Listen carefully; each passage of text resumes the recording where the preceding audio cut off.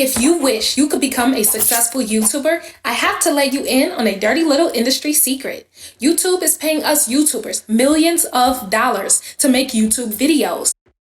What is up, guys? My name is Pete from the Gaming Careers YouTube channel, and today we're going to be looking at OBS Studio again, and specifically how you add sources to OBS Studio. So things like your game, your webcam, your overlay, things that really make your stream stand out and look more appealing to viewers. Now, I'm hoping a lot of you have pulled the scene up with multiple different sources, the kind of thing that we're going to be creating today.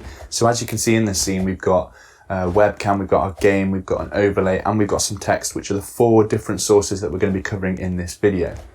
So it's worth quickly mentioning what the difference between a source and a scene is, because if you're new to OBS, you might not quite understand the terminology.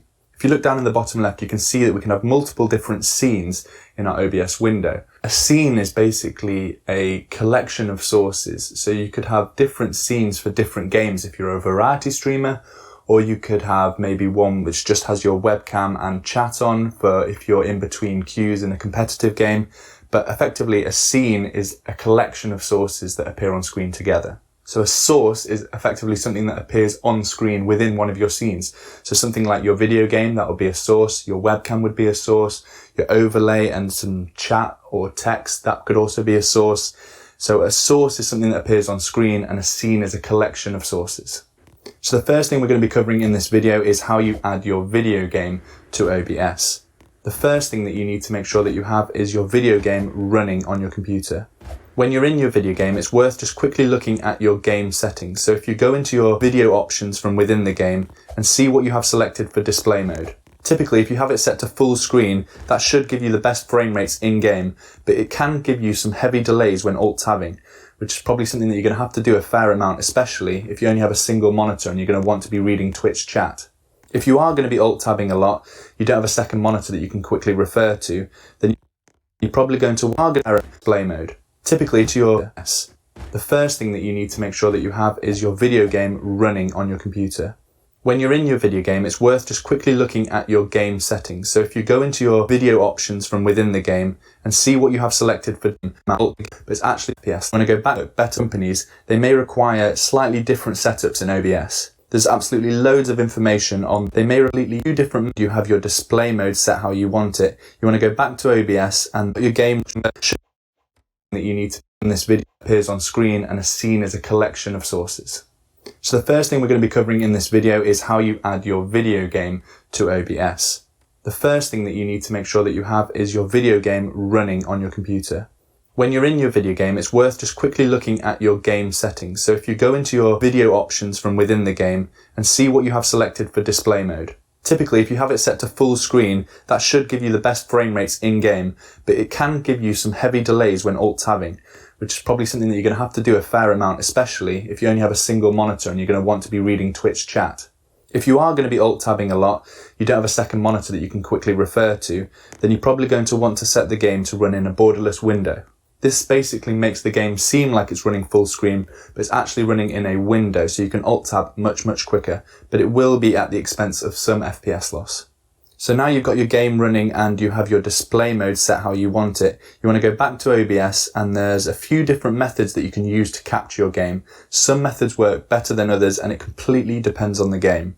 Since every game is coded differently by different companies, they may require slightly different setups in OBS. There's absolutely loads of information on the OBS forums, which I've linked in the description below.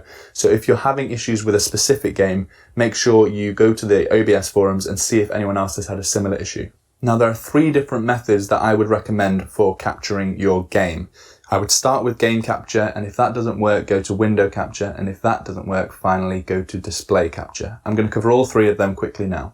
So if we start with game capture, if you go down to the menu and click the plus icon, or you can right click and choose add, and we want to select game source. Here you can enter the name of the application if you want to. I would just recommend entering the name of the game that you're going to be capturing. Now the default mode that should pop up should say capture entering the name of the game. Here you can enter the name of the application if you want to. I would just recommend entering the name of the game that you're going to be capturing. Now the default mode that should pop up should say capture any full screen application. I've had some trouble with this. It doesn't seem to always be able to find my game running. So sometimes you'll have to change this mode to capture specific window and then select the right window in the drop down below. And you can leave the window match priority on executable name. Multi-adapter settings. This is an option if you're using multiple graphics cards, so something like Crossfire or SLI technology, then you want to be enabling this option just to get the full performance benefits of having multiple graphics cards. The force scaling option is useful for downscaling resolution, so if you need to do that, you can enter your custom resolution here. You can leave allow transparency unchecked because not many games need transparency, but if you do require this option, then this is where you enable it. Now the limit capture frame rate option is if you are capturing a game at a very high frame rate. So let's say you're playing something like CSGO or Overwatch and you want to keep a high frame rate in game, something like 144 FPS because you have a high monitor refresh rate. If you enable this option, it would let OBS capture at a lower frame rate, say 30 or 60 FPS, because that's what you're actually streaming at. So it can be useful to test this option if you're having some sort of FPS issues. I actually leave it unchecked because I've got quite a good computer, but I have used it in the past when I've had a worse system. The capture cursor option does exactly as it says, allows you to be able to capture your mouse. Now there's a lot of debate around the use anti-cheat compatibility hook option. This basically just may need to be enabled for OBS to work with some games. So if you're having trouble capturing a game, maybe you're just getting a black screen even though you've selected the exact game that you want to capture, you may just be worth enabling this option to make sure that it's not the anti-cheat that is stopping you from being able to capture the game in OBS. If you want to be able to capture your overlays like Steam Overlay, then you can enable capture third-party overlays, but I don't really know why you'd want to do that. Hopefully by now you should have a preview of your game and you can hit OK and you can see the game in your stream. As I mentioned before, game capture is the method I would mostly recommend because if it does work for you, then it should give you the best performance of capture, both in-game and in OBS. If, however, you've been unsuccessful in getting your game to show in OBS using game capture and you've tried using the capture specific window and enabling the anti-cheat hook and it still hasn't helped at all, I would recommend then going to window capture. Adding a window capture is pretty much the exact same as a game capture.